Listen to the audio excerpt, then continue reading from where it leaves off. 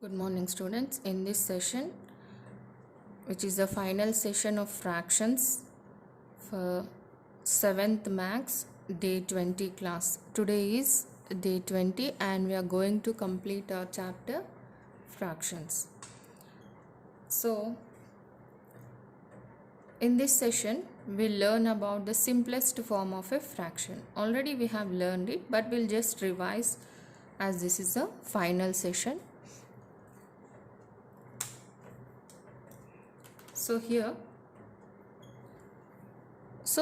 how do you define the simplest form of a fraction? Okay, how do you define that the fraction is in its simplest form?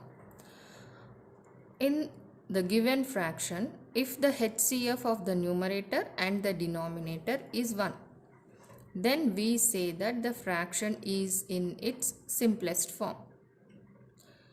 So, and to convert this sentence into the simplest form, you can say that if the fraction has numerator and denominator which do not have any common factor, that is, in a given fraction, numerator and denominator do not have any common factor, any factor in common, then that type of fraction is defined to be in its simplest form. So here we'll take an example and we'll see how is the simplest form reached. So here first we are taking one example, 10 by 25. So 10 by 25, when you write here, write the factors of 10. 10 goes in which table? Yes, 10 ones are 10 and 2 5s are also 10. So I am writing 2 5s are 10. And then for 25, what will be the factors? 25 ones are 25 or 5 5s are 25. So I am writing here 5 5s are 25 like this. That is, the given number is divided into its factors. So after that, here you can clearly see that these are the two common factors of numerator and denominator. So when you have common factor in these two, numerator and denominator, you have to simply cancel them. That is, you cancel them like this and write the remaining factors of numerator. That is, what is remaining here when you cancel 5 from numerator and denominator? Only you should remember that you should cancel only what is there in numerator and the same factor what is there in the denominator. Only that one you have to cancel. Okay, so remaining is 2 here in the numerator and the remaining factor in the denominator is 5. So this is the simplest form of 10 by 25. Of what? 10 by 25, 2 by 5 is the simplest form. And similarly, here we are taking 319 by 121. This is a little bigger numbers we are taking so that we can find the factors. So what are the factors for these two numbers? 121, you clearly know that it is a square of 11. Okay, so directly I am writing 11 into 11 is equal to 121. 11 11s are 121. Okay, are you following? Okay, so 319, it can be divided into two factors here, 29 into 11.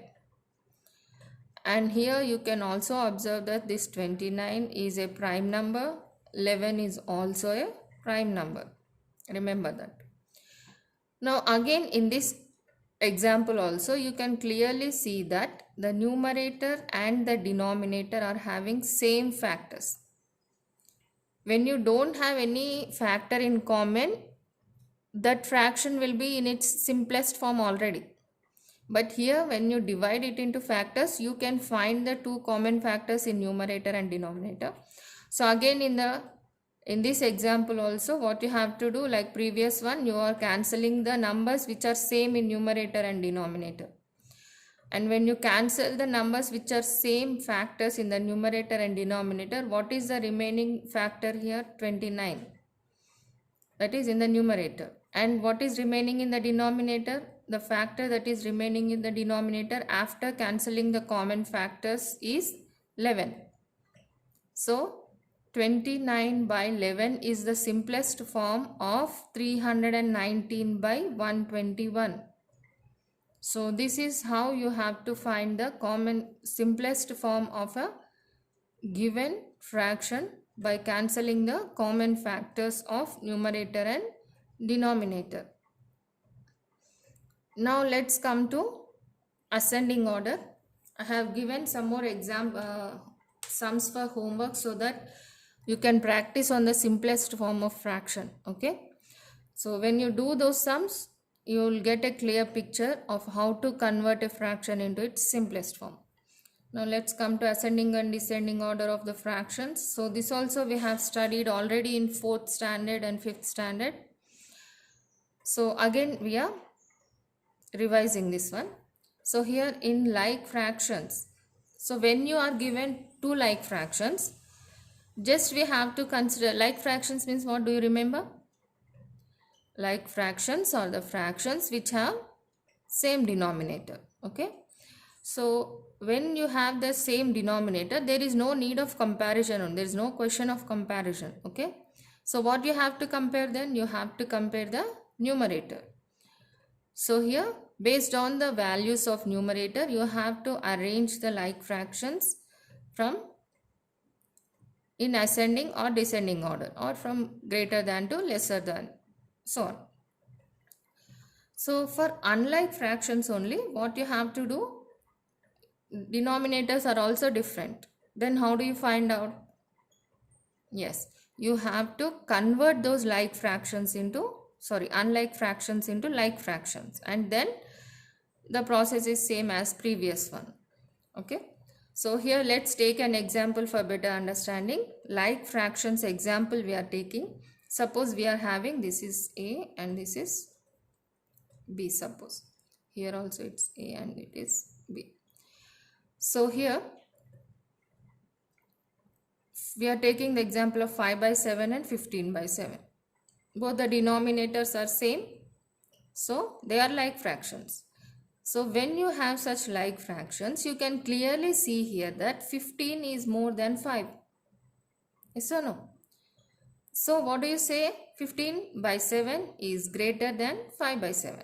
So clearly we can say that 15 by 7 is greater than 5 by 7.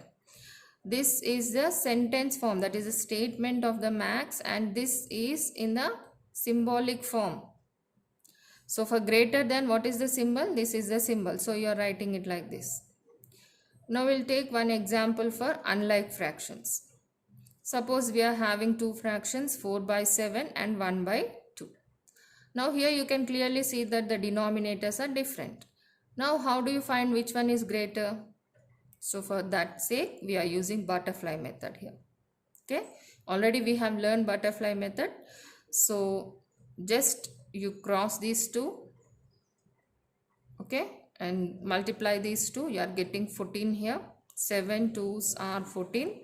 Then again 4 2s are 8. I am writing here. 7 1s are 7.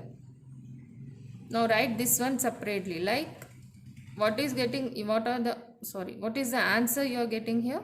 8 by 14. And for the second fraction, 7 by 14.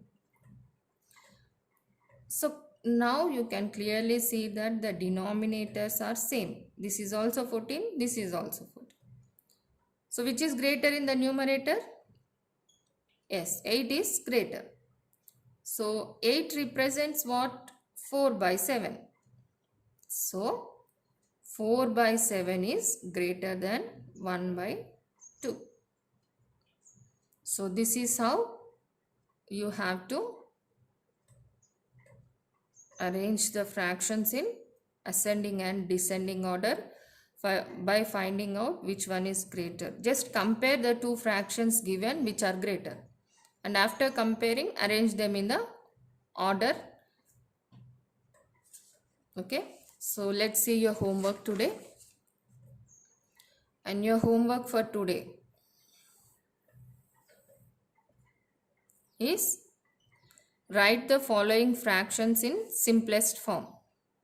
And second one is, this is the first one and this is the second one. So here, which one is greater? First find out which is greater in the given two fractions, and then arrange in ascending order and descending order. So these are the 5 examples which I have given. And for this mixed fraction, what you have to do, first convert the mixed fraction into improper fraction. Okay. After converting mixed to improper, then you arrange the resultant fractions in the order, ascending or descending or both.